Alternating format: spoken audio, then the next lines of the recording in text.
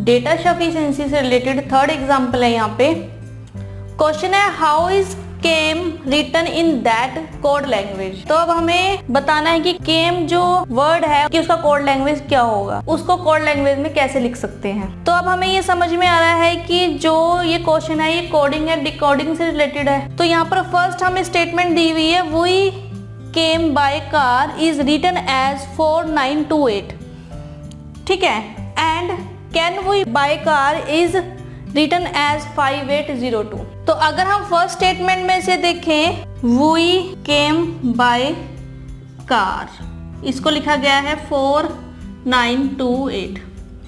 Next है can we by car, तो इसका कोड है 5802, ठीक है। ये फर्स्ट स्टेटमेंट में हमें दिया गया है। तो अगर हमें यहाँ पर अब केम का कोड लैंग्वेज बताना है तो इस तरह के क्वेश्चन करने के लिए हम सबसे पहले कॉमन जो वर्ड है उनके कोड फाइंड आउट करते हैं। तो इन दोनों में जो कॉमन वर्ड है, पहला वर्ड है यहाँ पर वी, और यहाँ पर दोनों में जो कॉमन है वो 2 भी है, ठीक है, और 8 भी है, ठीक है। तो हमें नहीं पता वी का कोड क्या है।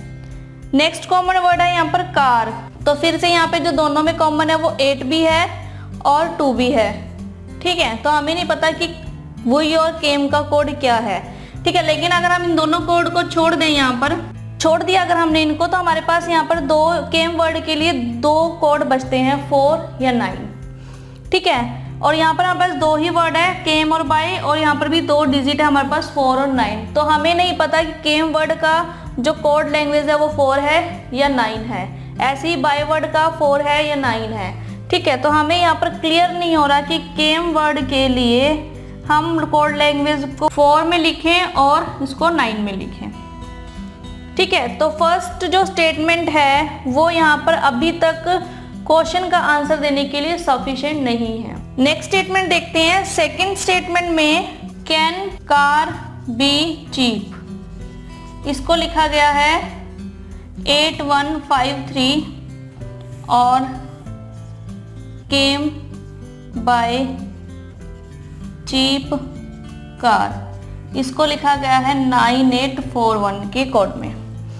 तो अगर हम यहाँ पर भी कॉमन वर्ड देखें तो यहाँ पर कॉमन वर्ड है कार, तो यहाँ पर 2 वर्ड है कार, और यहाँ पर 2 हमारे पास कॉमन जो कोड दिए हुए हैं 8 और 1। हमें नहीं पता कि इनका कोड 8 है कि 1 है। नेक्स्ट कॉमन वर्ड है यहाँ पर चीप, ठीक है। तो सेम वही कि हमें नहीं पता 8 है चीप का कोड या 1 है चीप का कोड। इसी तरह से हमारे पास यहाँ पर केम वर्ड है और बाय वर्ड है, यहाँ पर भी हमें 2 ही डिजिट दिए हुए हैं, 9 और 4, यानी कि हमें नहीं पता केम जो वर्ड है उसको हम 9 से कोड करें या फिर 4 से कोड करें।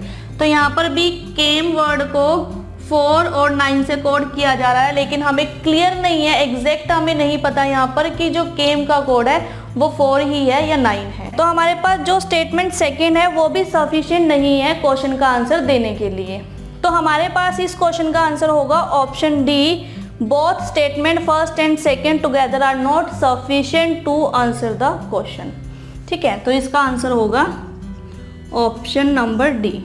तो इस तरह से आप इस तरह के क्वेश्चन को सॉल्व कर सकते हैं। हमें अभी तक यहाँ पर यही नहीं क्लियर हुआ कि केम वर्ड का कोड क्या है, 4 है या 9 है। नॉर्मली हमारे पास एक ही कोड रह जाता है तो हम ये समझते हैं कि ये इस वर्ड का कोड होगा, लेकिन अभी तक हमें ये क्लियर नहीं हुआ कि जो केम वर्ड है उसका कोड 4 है या 9 है।